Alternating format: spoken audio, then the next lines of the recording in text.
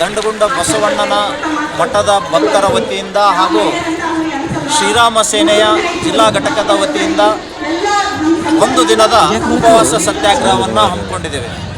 ಕಾರಣ ಇಷ್ಟೇ, ತಮಗೆಲ್ಲ ಗೊತ್ತಿರುವಂತೆ ಮುಜರಾಯಿ ಇಲಾಖೆಯ ಆಯುಕ್ತರು ಕಲಬುರಗಿಯ ಜಿಲ್ಲಾಧಿಕಾರಿಗಳಿಗೆ ಪತ್ರ ಬರೆದು ದಂಡಗುಂಡ ಬಸವಣ್ಣನ ದೇವಸ್ಥಾನಕ್ಕೆ ಆಡಳಿತಾಧಿಕಾರಿ ನೇಮಕ ಮಾಡಿ ಅಂತ ಸುಮಾರು 2 ವರ್ಷಗಳಿಂದ ಆಡಳಿತಾಧಿಕಾರಿ ನೇಮಕ ಮಾಡದೇ ಇಲ್ಲಿಯ ಜಿಲ್ಲಾಧಿಕಾರಿಗಳು ರಾಜಕಾರಣಿಗಳ ಕೈಗೊಂಬೆ ಆಗಿ ಇವತ್ತು ಆಯುಕ್ತಾಲಯದ ಆದೇಶವನ್ನೇ ಧಿಕ್ಕರಿಸಿ ಇಲ್ಲಿ ಆಡಳಿತ ನಡೆಸ್ತಾ ಇದ್ದಾರೆ. ಇದನ್ನು ನಾವು ಖಂಡಿಸ್ತಾ ಇದ್ದೇವೆ.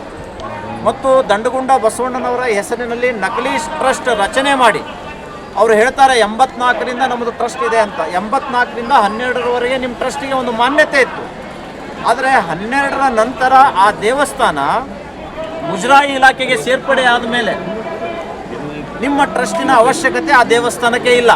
ಅದು ಮುಜರಾಯಿ ಇಲಾಖೆಯ ನೀತಿ ನಿಯಮಗಳಲ್ಲಿಯೇ ಸ್ಪಷ್ಟಪಡಿಸಿದೆ. ಆಗಿದ್ದಾಗ್ಯೂ ಕೂಡ ರಾಜಕೀಯ ಬಲದಿಂದ ಗುಂಡಾಗಿರಿಯಿಂದ ಇವತ್ತು ನೀವು ಆ ಟ್ರಸ್ಟಿನ ಕಚೇರಿ ಒಳಗಡೆ ಕೂತ್ಕೊಂಡು ಹಣ ವಸೂಲಿ ಮಾಡ್ತಾ ಇದ್ದೀರಿ.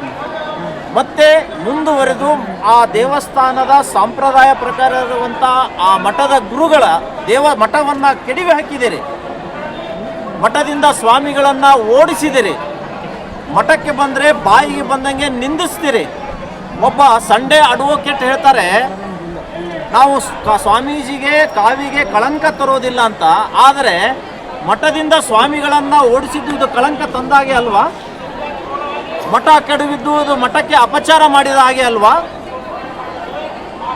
ಇಷ್ಟೆಲ್ಲ ಮಾಡಿದ್ದಾಗಿಯೂ ಕೂಡ ಭಕ್ತರ ಎದುರುಗಡೆ ಇಂತಹ ಸುಳ್ಳು ಸುದ್ದಿಗಳನ್ನು ಸಬೂಬುಗಳನ್ನು ಹೇಳಿ ಇವತ್ತು ಭಕ್ತರ ಕಣ್ಣಿಗೆ ನ್ಯಾಯದ ಕಣ್ಣಿಗೆ ಮಣ್ಣೆರಚುವಂತಹ ಕೆಲಸ ಇವತ್ತು ಆ ನಕಲಿ ಟ್ರಸ್ಟಿನ ಸಂಡೇ ವಕೀಲ್ ಮಾಡ್ತಾ ಇದ್ದಾರೆ. ಆ ಟ್ರಸ್ಟಿನ ಒಬ್ಬ ಭೀಮಣ್ಣ ಸಾಲಿ ಹೇಳ್ತಾರೆ ಅಲ್ಲಿ ಮಠನೇ ಇಲ್ಲ ಅಂತ. ಹಾಗಾದರೆ ಪಂಚಾಯತಿಯಲ್ಲಿ ದಾಖಲೆನೇ ಇಲ್ಲ ಅಂತ ಹೇಳ್ತಾರೆ. ಸರ್, ಬದಲಾವಣೆ ಟ್ರಸ್ಟು ಬದಲಾವಣೆ ಇಲ್ಲ. ಒಂದು ಟ್ರಸ್ಟ್ ಆದಮೇಲೆ ಮುಗೀತು, ಅದು ಚುನಾವಣೆ ಅದು ಆಗುತ್ತೆ. ನೋಡಿ, ಮೊದಲು ಸ್ವಾಮೀಜಿಯವರಿಗೆ ಅಧ್ಯಕ್ಷ ಸ್ಥಾನ ಇತ್ತು ಹಿಂದಿನ ಸ್ವಾಮಿಗಳಿದ್ದಾಗ. ಆಮೇಲೆ ನಂತರ ಆ ಸ್ವಾಮಿಗಳು ಲಿಂಗೈಕ್ಯರಾದ್ಮೇಲೆ ಇವರಿಗೆ ಅಧ್ಯಕ್ಷ ಸ್ಥಾನ ಆಯಿತು. ಮಠಕ್ಕೆ ಹೇಗೆ ಆದಾಯ ಬರೋಕ್ಕೆ ಪ್ರಾರಂಭ ಆಯಿತು, ಇವರನ್ನು 1ನೇ ಸ್ಥಾನದಿಂದ 13ನೇ ಸ್ಥಾನಕ್ಕೆ ಇಳಿಸಿದ್ದಾರೆ. ಇದು ಯಾವ ಸೀಮೆನೇ? ಮತ್ತು ಈಗ ಮಠನೇ ಇಲ್ಲ ಅಂತ ಹೇಳ್ತಾರೆ ಅವರು. ಮತ್ತು ಎಲ್ಲಿಗೆ ಹೋಯ್ತು ಮಠ? ಇಷ್ಟು ವರ್ಷ ಅನುಚಾನವಾಗಿ ನಡ್ಕೊಂಡು ಬಂದಂತಹ ಮಠದ ಸಂಪ್ರದಾಯ ಪರಂಪರೆ ಪದ್ಧತಿ ಎಲ್ಲಿಗೆ ಹೋಯ್ತು? ಮಠ ಅಭಿವೃದ್ಧಿ ಮಾಡ್ತೀವಿ ಅಂತ ಹೇಳ್ತಾರೆ. ಅಭಿವೃದ್ಧಿ ಆ ದೇವಸ್ಥಾನದ ಸ್ಥಳ ಎಷ್ಟಿದೆ ಅಷ್ಟು ಅಭಿವೃದ್ಧಿ ಮಾಡಿ ನಮ್ಮ ಮಠ ಕೆಡವಕ್ಕೆ ಹೋಗಬೇಡಿ ಅಂತ ಹೇಳಿದರೂ ಕೂಡ ಗುಂಡಾಗಿರಿಯಿಂದ ದೌರ್ಜನ್ಯದಿಂದ ಇವತ್ತು ಆ ಮಠವನ್ನು ಕೆಡವಿ ಹಾಕಿದ್ದಾರೆ.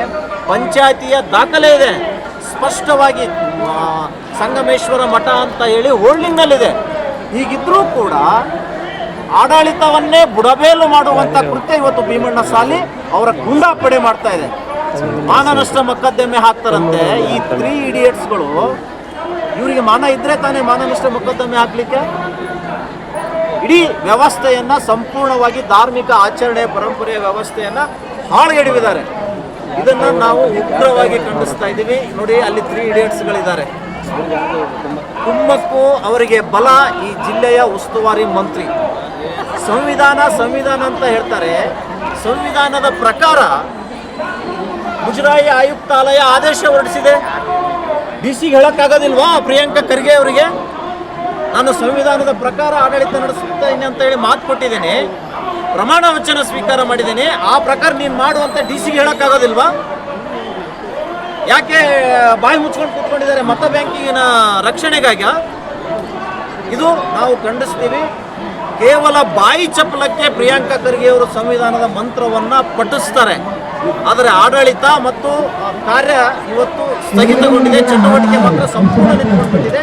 ಸಂವಿಧಾನ ವಿರೋಧಿ ಕೃತ್ಯ ಇವತ್ತು ಇಲ್ಲಿ ಜಿಲ್ಲಾಡಳಿತ ಮಾಡ್ತಾ ಇದೆ ಅಂತ ನಾನು ಹೇಳ್ತಾ ಇದ್ದೀನಿ. ಇವತ್ತು ಸಂಜೆಯವರೆಗೂ ನಮ್ಮ ಹೋರಾಟ ಮುಂದುವರಿಯುತ್ತೆ. ಇದನ್ನ ಇಷ್ಟಕ್ಕೆ ಜಿಲ್ಲಾಧಿಕಾರಿಗಳು ಅರ್ಥ ಮಾಡಿಕೊಂಡು ಆಡಳಿತಾಧಿಕಾರಿಯನ್ನು ನೇಮಕ ಮಾಡಿದರೆ ಸರಿ ಹೋಯ್ತು. ಇದೇ ಹೋದರೆ ಮುಜರಾಯಿ ಆಯುಕ್ತಾಲಯದ ಕಚೇರಿ ಬೆಂಗಳೂರು ಎದುರುಗಡೆನೂ ಕೂಡ ನಾವು ಉಪವಾಸ ಸತ್ಯಾಗ್ರಹವನ್ನು ಹಮ್ಮಿಕೊಳ್ಳಬೇಕು.